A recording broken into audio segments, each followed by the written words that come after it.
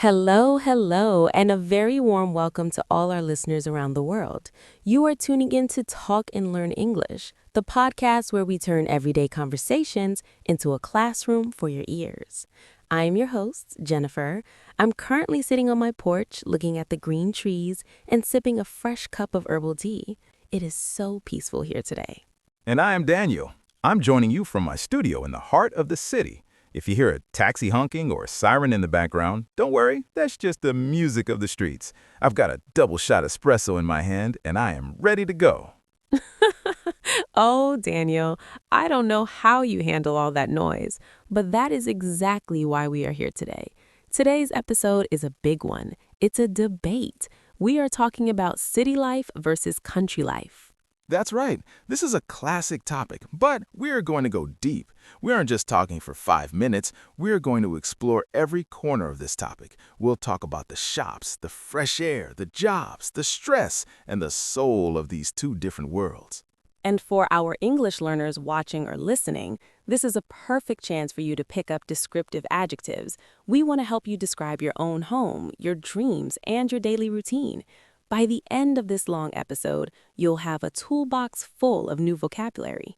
A toolbox full of vocabulary. I love that, Jennifer, because words are like tools, right? The more you have, the better you can build your English. Exactly. So, Daniel, are you ready to defend your noisy, crowded, expensive skyscrapers? I am more than ready. And are you ready to defend your quiet, bug-filled, lonely fields? It's on. Let's jump into our first round. Listeners, grab a notebook, find a comfortable spot, and let's get started. I'll start. The city wins on convenience, hands down. Everything is at your fingertips. If my fridge is empty at 11 p.m., which it usually is, I just walk 2 minutes to a grocery store. If I want to see a movie, the theater is around the corner. I don't even need a car. I use the subway. It's efficient and fast. Efficient? Oh, Daniel. Oh, let's be honest. The subway is often delayed, it's always crowded, and, well, it smells.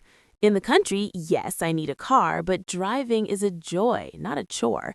There's no traffic. I don't have to stand under someone's sweaty armpit on a bus just to get to work. Hey, that smell is just city character.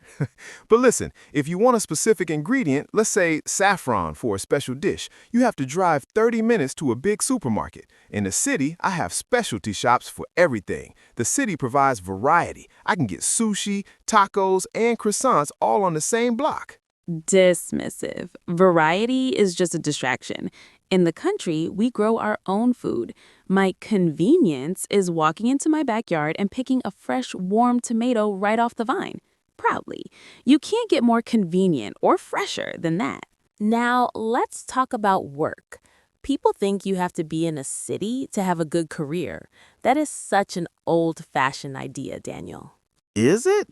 The biggest companies in the world in finance, tech, and media are in cities like New York, London, and Mumbai. If you want to climb the ladder, that means to get a promotion, you need to be where the bosses are. You need to go to lunch with clients. You need to network. You can't network with a cow, Jennifer. Very funny. But the digital age has changed everything. Now we have remote work. I can be a top-tier accountant or a famous content creator while sitting in my garden in a small village. I have high-speed internet and zero stress. I don't have to deal with the rat race.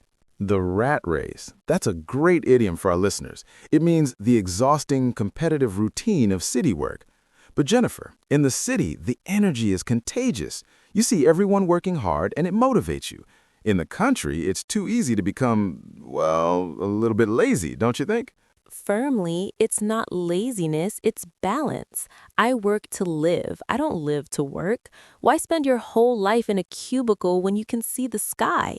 Let's talk about people. The city is a melting pot.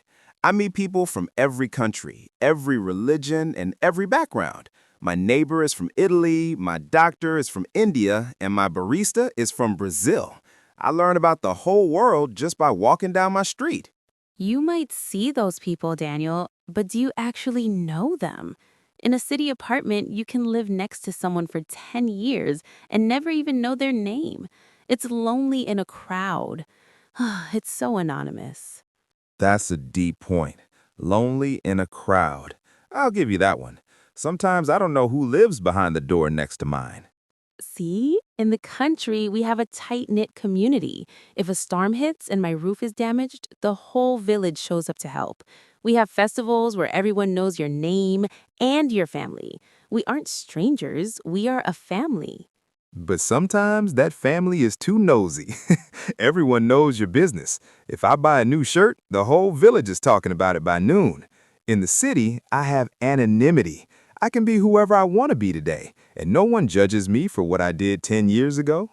This is my strongest point, Daniel. The city is noisy, dirty, and stressful. The air is full of smog. That's smoke and fog combined. People are always in a rush, pushing each other. It's bad for the soul. I prefer to call it vibrant. The noise isn't noise, it's the sound of life. It's the sound of things happening. No, the sound of life is the wind in the trees and the silence of a snowy night. Silence is golden. In the country, you can actually hear your own thoughts. You have peace of mind, teasingly, and your skin stays clearer because the air is pure. Hey, my skin is fine. But okay, I'll admit the air in the city isn't the best. But the city offers culture.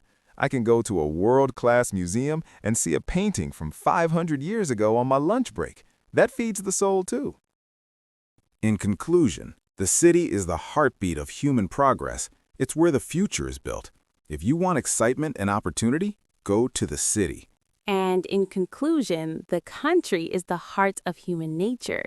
It's where we go to remember who we are. If you want a life that truly matters, go to the country.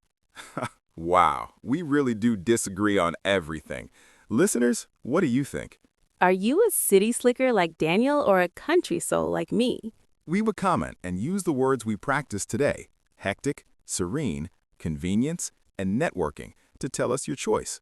Thank you for listening to this long debate on Talk and Learn English. It was a marathon, but we made it. Keep practicing, keep talking, and we will see you in the next episode. Bye-bye. Goodbye.